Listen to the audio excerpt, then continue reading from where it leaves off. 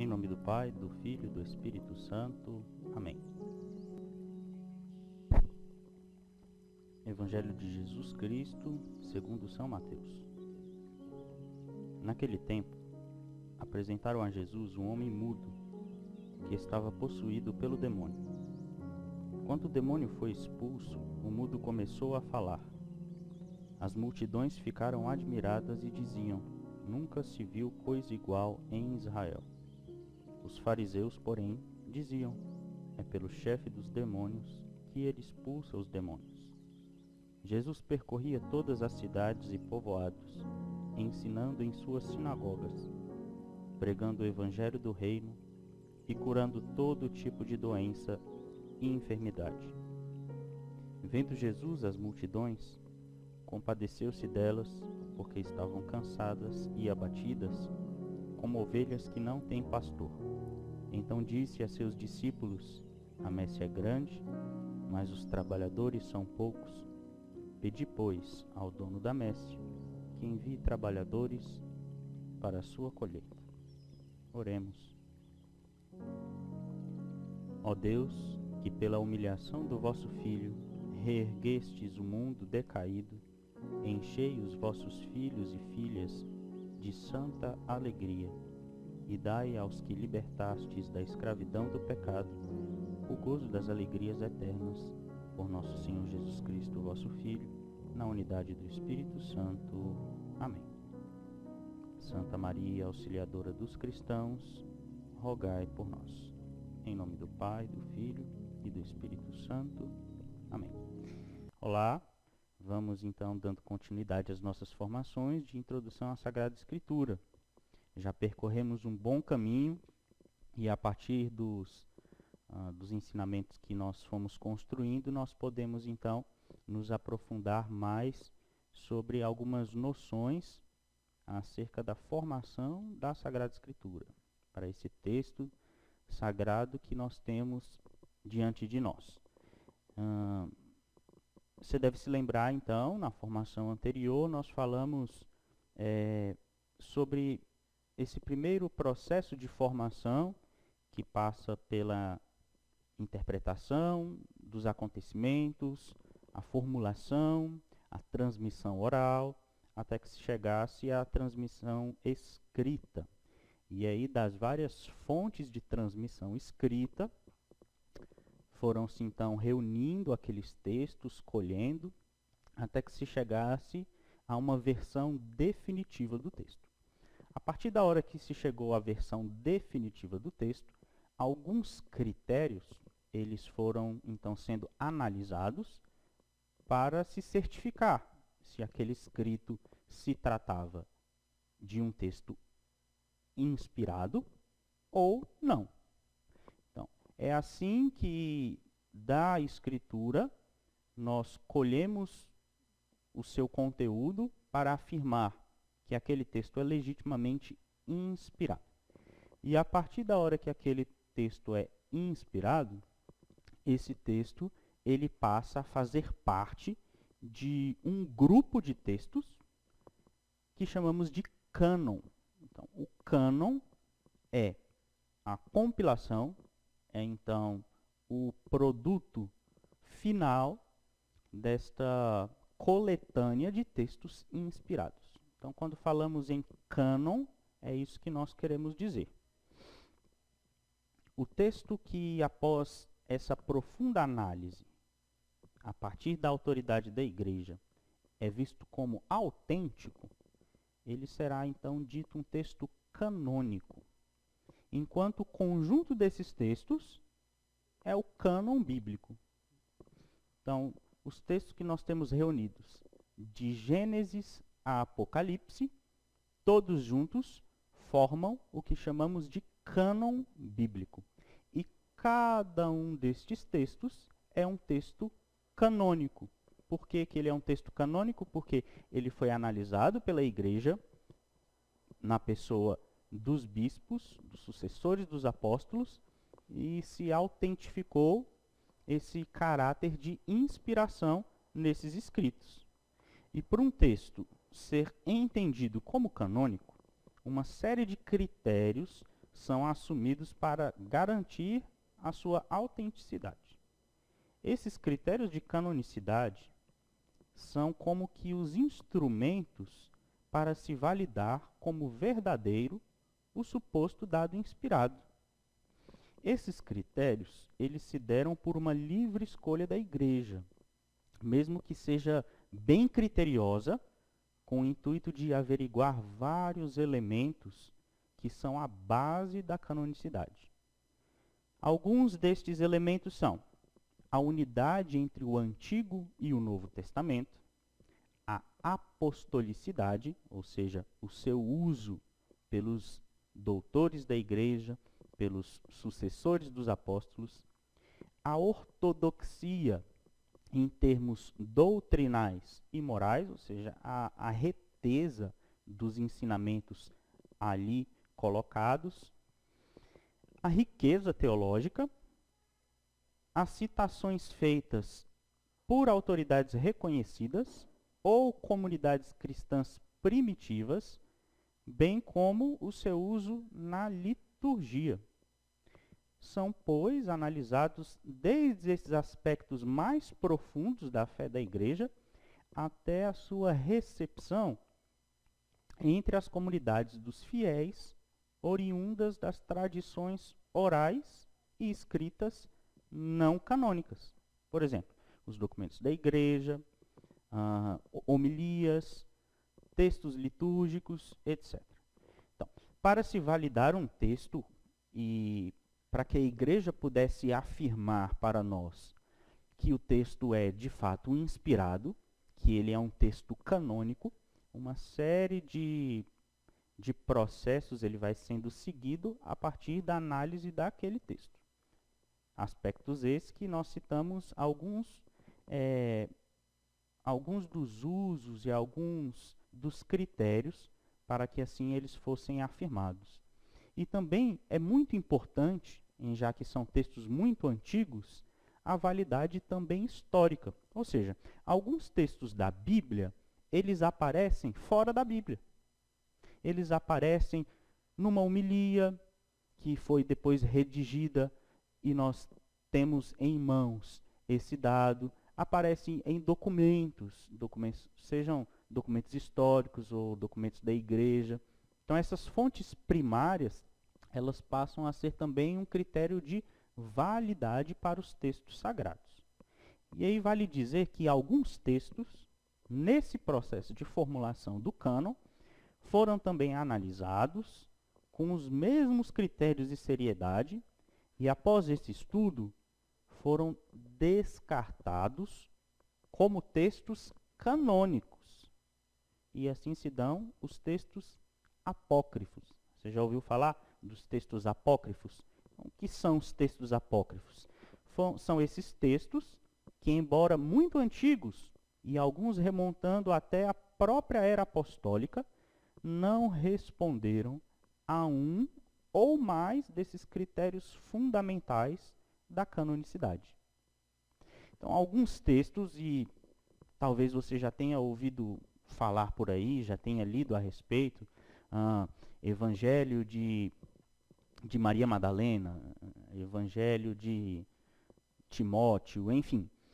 Esses textos são chamados textos apócrifos. Por que são textos apócrifos? Porque, analisando a estes textos, que muitos deles são tão antigos quanto os textos originais da Bíblia, deixou de se verificar algum conteúdo fundamental para a nossa fé, ou que em um dado momento chegava até a contradizer algum dado já revelado. Alguma correlação com o Antigo Testamento não era evidenciada, não existia. Então esses textos eles são deixados de lado para a formação do cânon. Mas os textos apócrifos, ainda assim, possuem uma grande importância pelo próprio valor histórico, pelo próprio valor cultural, até para se chegar àquele contexto vital, se lembram que nós falávamos atrás? Os textos apócrifos eles podem servir disto. Também podem servir para o estudo das línguas antigas, para o uso recorrente do hebraico, do grego e etc. Tanto o Novo Testamento quanto o Antigo Testamento alguns textos não são considerados inspirados. Todos os que nós temos aqui reunidos, eles são inspirados. E nós dizemos que eles são, então, canônicos. Para fora dos textos canônicos, tanto o judaísmo pode considerar algum texto que nós não consideramos inspirado, o protestantismo da mesma forma, assim como nós consideramos alguns textos inspirados que nem o judaísmo e nem o protestantismo considerariam inspirados. Por isso, vale de novo relembrar, o dado inspirado, ele pressupõe a nossa fé, a fé na igreja e na sucessão apostólica. Também vamos afirmar que os 73 escritos que constituem o cânon, eles sempre foram autênticos. A ação da igreja, ela foi de afirmar a sua autenticidade e não de criá-la. Isso é muito importante. A ação da igreja diante destes textos não foi de reunir um escrito e adicionar de uma maneira voluntarista ou de uma maneira arbitrária um texto para fundamentar um dado da fé. Não. Antes disso, na verdade, sempre o texto foi inspirado. A sua origem é inspirada. O que foi feito, então, foi se confirmar, se validar o dado inspirado na Escritura. Então, todos esses textos, a igreja reza e acredita, são inspirados e sempre foram inspirados, até mesmo antes da igreja dizer que eles eram inspirados.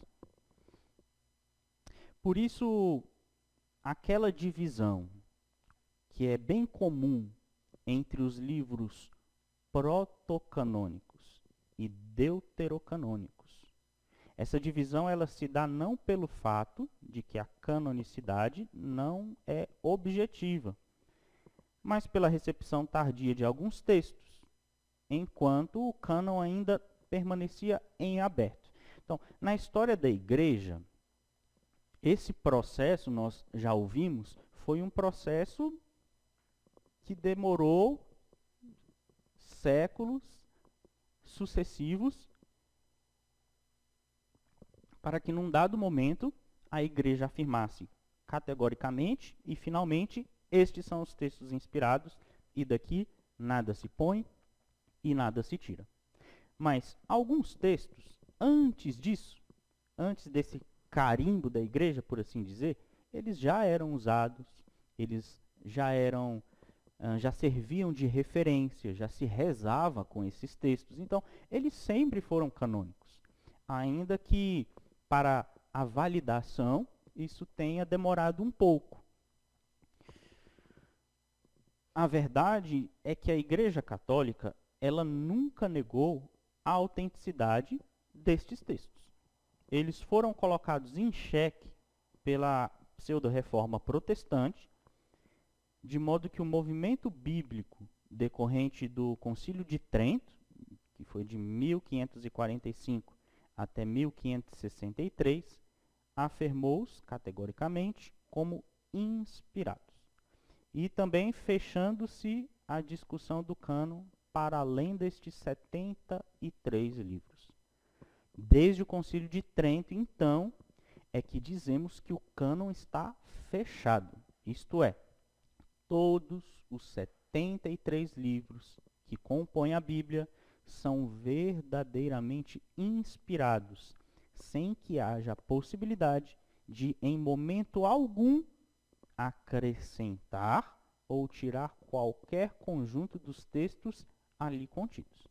Então, a Bíblia que nós temos hoje, ela nunca mudará, no sentido de que não serão adicionados textos e nem serão retirados textos alguns, ainda que pesquisas recentes, históricas, de linguística, eles queiram afirmar ou negar alguma das verdades aqui contidas. Isso não acontecerá.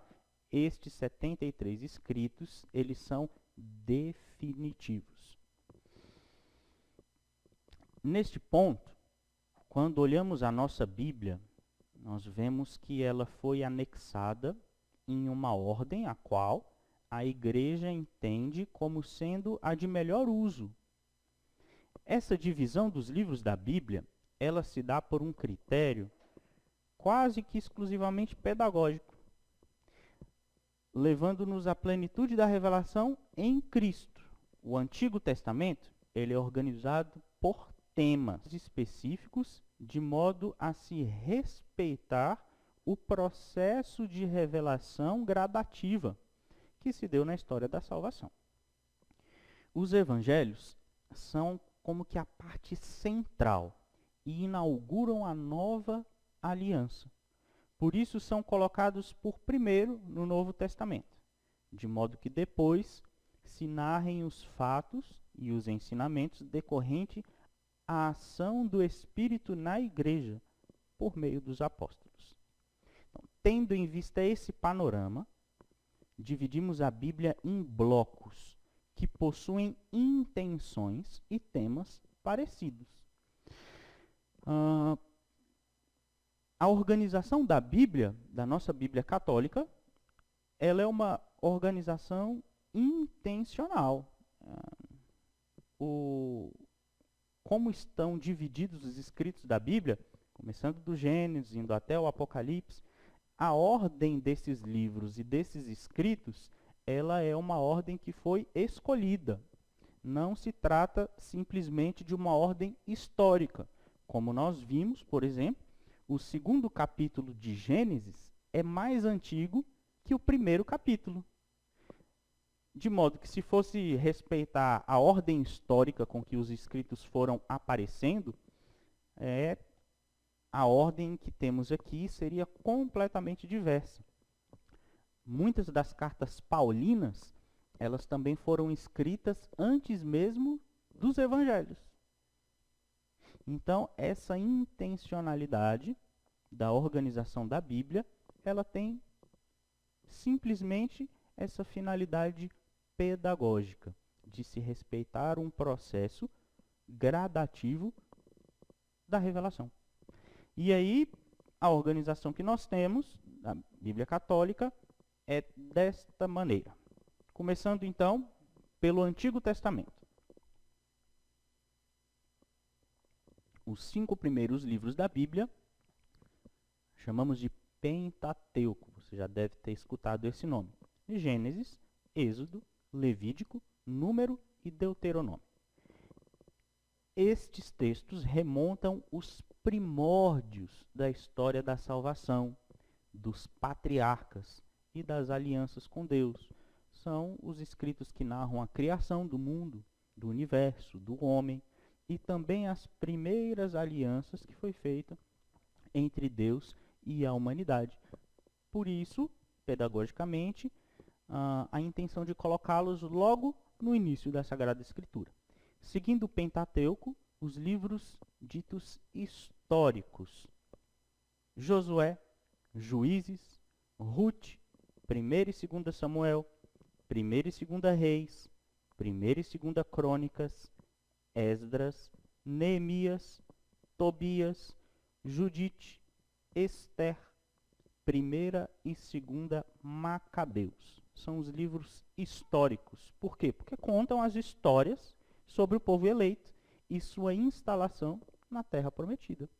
Vale lembrar também que, mesmo chamando de livros históricos, estes livros e alguns desses livros não são livros históricos no sentido com que nós conhecemos a história hoje em dia, como uma sucessão de fatos ocorridos e que podem ser interligados no tempo, de maneira a colocar uma referência de datas. Por exemplo, o livro de Ruth, o livro de Tobias, de Judite, de Ester. São livros históricos no plano de vista do gênero literário, porque eles contam histórias, mas que não foram fatos, mas são ali crônicas, novelas que a comunidade primitiva foi compilando para transmitir os seus ensinamentos. Depois dos livros históricos, o bloco que segue são dos livros sapienciais. Jó, livro dos Salmos, Provérbios, Eclesiastes, Cântico dos Cânticos, Sabedoria e Eclesiástico. Livro do Eclesiastes e o livro do Eclesiástico, atualmente, em algumas traduções da Bíblia, e isso eu acredito que será cada vez mais comum, o título desses livros ele está sendo mudado a partir de alguns estudos recentes. Então você vai poder ver em algumas Bíblias ou em algumas citações, em vez de Eclesiastes, livro de Coelet. E em vez de Eclesiástico, livro de Sirácida. Esses nomes, eles têm uma intenção, eles têm um motivo de serem trocados. Mas todos os títulos da Bíblia, dos livros da Bíblia, na verdade, todos os títulos, eles também foram criados. Eles não são do dado inspirado. Por exemplo, quem deu ao livro de Gênesis o nome de livro de Gênesis? Foi uma tradição. Isso não foi inspirado. Os títulos da Bíblia não são de inspiração. E por isso, nós podemos convenientemente trocar alguns títulos. Olha só como isso é interessante. A carta aos Hebreus, que nós já ouvimos muito nas missas, enfim. A carta aos Hebreus, durante muitos anos, se acreditou que era uma carta paulina, que havia sido escrita por São Paulo. E aí, os estudos indicaram que tanto o estilo, quanto a forma, quanto o conteúdo, eles nos indicam que, primeiro, não foi escrito por Paulo. Segundo, não é uma carta, é uma homilia. O gênero literário do que chamamos de carta aos Hebreus, ela condiz mais como um ensinamento dado dentro da liturgia, como uma homilia, uma grande homilia. E terceiro, provavelmente também não foi destinado à comunidade dos hebreus. Mas isso é independente do dado inspirado, do dado revelado.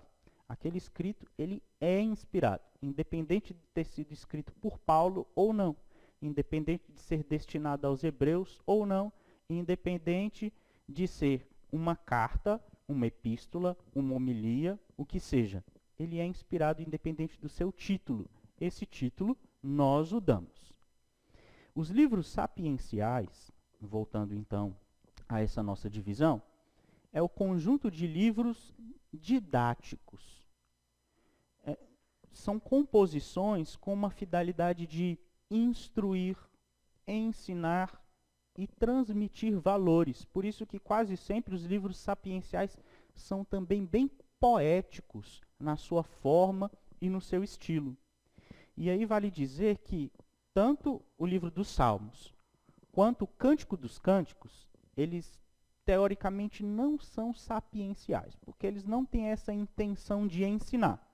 Mas, como de costume, eles são enquadrados nesse bloco e costumam ser estudados junto com esses outros escritos. E aí, por fim, esse grande bloco que nós temos dos livros chamados livros proféticos. Isaías, Jeremias, Lamentações, Baruque, Ezequiel, Daniel, Oséias, Joel, Amós, Abdias, Jonas, Miqueias, Naum, Abacuque, Sofonias, Ageu, Zacarias e Malaquias. Os livros proféticos são um conjunto de livros com conteúdo profético, ou seja, que narram os escritos de pregações dos profetas que foram inspirados a desempenhar e propagar as mensagens de Deus para o povo. Então, com esses grupos, são 5: Pentateuco, livros históricos, sapienciais, proféticos. Esses 4 grupos temáticos, eles enquadram, então, todo o Antigo Testamento. E aí o Novo Testamento? Nós também temos os livros históricos do Novo Testamento, que são os Evangelhos e os Atos dos Apóstolos. O Evangelho de São Mateus, São Marcos, São Lucas, João e os Atos dos Apóstolos. Os evangelhos, eles são históricos porque narram o evento da encarnação até a ressurreição e assunção de Jesus. E os Atos dos Apóstolos, apesar de tratar de temas já após a assunção, segue em continuidade com essa narrativa histórica dos primeiros discípulos. E é muito interessante também falar que os Atos dos Apóstolos possui o mesmo autor que o Evangelho de São Lucas. Ou seja, São Lucas escreveu o seu Evangelho e escreveu também os Atos dos Apóstolos. É o mesmo autor, de mesma autoria. E é quase que uma obra só. Ela é quase que uma obra unificada. A maneira como ele escreve, a maneira como o dado revelado está ali disposto. Se fôssemos estudar o evangelista São Lucas, nós não poderíamos deixar de lado de estudar também os Atos dos Apóstolos, porque é uma obra conjunta. Aparece separado na nossa Bíblia, novamente, só por uma questão didática, mas se trata de quase que um único escrito, quase que um único livro. Além destes textos históricos do Novo Testamento, nós vamos ter depois as cartas paulinas. Carta aos Romanos, 1ª e 2ª Coríntios, Gálatas, Efésios, Colossenses e 1ª e 2ª Tessalonicenses, que são os conjuntos de cartas e epístolas atribuídas a São Paulo, que acreditamos que o seu autor seja o apóstolo dos gentios, São Paulo. As demais cartas, nós dizemos serem cartas católicas, de outros autores católicos. Hebreus, que nós não sabemos quem é o autor, mas também a carta de São Tiago, 1ª e 2ª São Pedro, 1ª e 2ª e 3ª carta de João e carta de Judas. Vale dizer que não é Judas Iscariotes, o que traiu Jesus, mas também o apóstolo Judas, que compunha o grupo dos 12 apóstolos. São outras cartas, também atribuídas aos apóstolos ou aos seus primeiros sucessores. E por fim, no Novo Testamento também temos livros proféticos, ou seja, livros que o seu ensinamento e o seu conteúdo tem muito a ver com o conteúdo dos livros proféticos do Antigo Testamento, mas a partir de agora com a ótica a partir da boa nova, da boa notícia dos evangelhos. 1ª e 2ª Timóteo, Tito, Filemão e Apocalipse.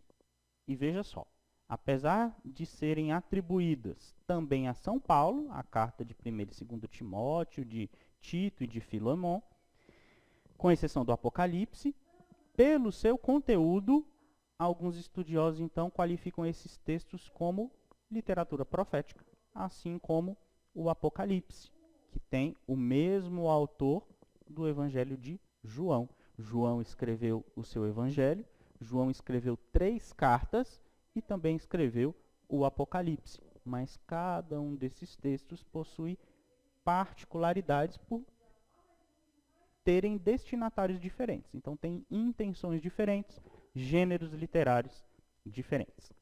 E aí, como foi dito, essa divisão ela possui mais um sentido didático do que de fato dogmático. Então, essa ordem poderia ser mudada sem nenhum problema. Portanto, outras divisões elas podem ser encontradas, bem como divergências de conteúdo e ordem nas Bíblias dos protestantes e na divisão judaica do seu cânon. Então, apesar do nosso Antigo Testamento ter vindo dos escritos judaicos, a ordem que nós católicos nos utilizamos também é uma ordem diversa com aquelas que os judeus integram às suas escrituras. E também é uma ordem diversa com que os protestantes assim a encaram. Por exemplo, tem uma tradução da Bíblia que se chama TEB, Tradução Ecumênica da Bíblia. Então, pelo próprio nome, essa tradução ela tem o objetivo de ser ecumênica, ou seja, de congregar todas as denominações cristãs e servir para o uso de todas. Mas como algumas denominações cristãs protestantes não aceitam alguns livros como inspirados, aqueles deuterocanônicos, então na Bíblia da TEB, na tradução da TEB, esses escritos estão na Bíblia, mas eles estão no final de cada bloco como apêndices. Eles são colocados ali como apêndices. E aí, quem usa dessa tradução da Bíblia tem que ter isso em vista, que a ordem vai ser uma ordem um pouco diversa, mas os escritos são autênticos, são inspirados e assim por diante. Por isso nós dizemos: foi por isso que Deus, inspirador e autor dos livros dos dois testamentos, dispôs tão sabiamente as coisas que o Novo Testamento está latente no Antigo e o Antigo está patente no Novo. Apesar de Cristo ter alicerçado a nova aliança no seu sangue, os livros do Antigo Testamento, ao serem integralmente assumidos na pregação evangélica, adquirem e manifestam a sua plena significação no Novo Testamento, que por sua vez o iluminam e explicam. Essa citação é da Constituição Dogmática Dei Verbum, número 16. E por fim, no dia de hoje nós falaremos sobre a autoridade nas Sagradas Escrituras, aquilo que nós falávamos. Por que a Bíblia possui um critério de autoridade para além de todos os outros escritos teológicos? Nós afirmamos, porque ele é inspirado. Mas como que nós afirmamos que ele é inspirado? A partir dos dados de canonicidade. E o que faz, então, com que a Bíblia tenha mais autoridade do que qualquer outro livro? O que confere à Sagrada Escritura esse caráter de livro inspirado e nos faz crer que esses escritos condizem com a verdade? Nós respondemos a essas perguntas quando conseguimos relacionar bem os critérios de canonicidade e inspiração pela confirmação e pela ação da Igreja. Porque a Igreja disse, na sua autoridade, que esses escritos são autenticamente inspirados, é que nos faz acreditar. É o dado da fé. Seria impossível afirmar a veracidade da Bíblia de maneira racional meramente, para além de sua interpretação fideísta, sem afirmar, consequentemente, a autoridade da Igreja. Assim, Deus revelou, dessa revelação, a inspiração aos autores sagrados, aos hagiógrafos, aqueles textos vistos como inspirados, passando pelo crivo da Igreja. É a partir daí que chega até nós. E por isso, vale afirmar, nossa fé não é a fé na Bíblia, como um mero conjunto de escritos, mas a fé em Deus, ao qual a Bíblia fala, naquele a quem a Bíblia se refere. Isso é muito importante. A Bíblia, ela nasce da fé e não o contrário. É dizer que a nossa fé se origina não nos escritos sagrados, mas no próprio autor da fé, de maneira que só podemos verdadeiramente aderir à veracidade da Bíblia já imbuídos dessa fé. Tendo convicção disso, nós podemos afirmar que as Sagradas Escrituras assumem uma autoridade que é única, não somente pela origem divina e inspirada, mas porque contém os testemunhos da revelação a que deu origem e identidade ao judaísmo e depois ao cristianismo. E contém testemunhos da fé fundante, ou seja, aquilo que está na gênese, no início, na essência da fé com a qual nos identificamos. Essa citação é do Eduardo Arens, autor daquele livrinho A Bíblia Sem Mitos. Mas, novamente, a Bíblia não possui autoridade suprema. A autoridade suprema é a de Deus, que conferiu à igreja o direito e o dever de julgar e interpretar. Qualquer tendência, nos atentemos para isso, qualquer tendência que vá contra essa afirmação acaba por ser ou fundamentalista, ou literalista, ou fideísta. Quais que são as diferenças dessas três atitudes? O fundamentalismo é a atitude teológica de que, a partir dos dados evidentes, ou seja, a partir do mundo, tenta-se enquadrar todo mundo na Bíblia. Então você olha para uma realidade e você imagina, isso não está certo, ou isso está certo. Vamos ver aonde que a Bíblia vai falar que está certo ou errado. E aí buscam justificar a tudo a partir das Escrituras. Mas as Escrituras não justificam a tudo. Ela tem a sua limitação histórica, tem a sua limitação humana, daqueles que escreveram, e também o objetivo é justamente e simplesmente em virtude da nossa salvação. Então, tudo que não diz respeito à nossa salvação, a gente não vai encontrar na Bíblia, não.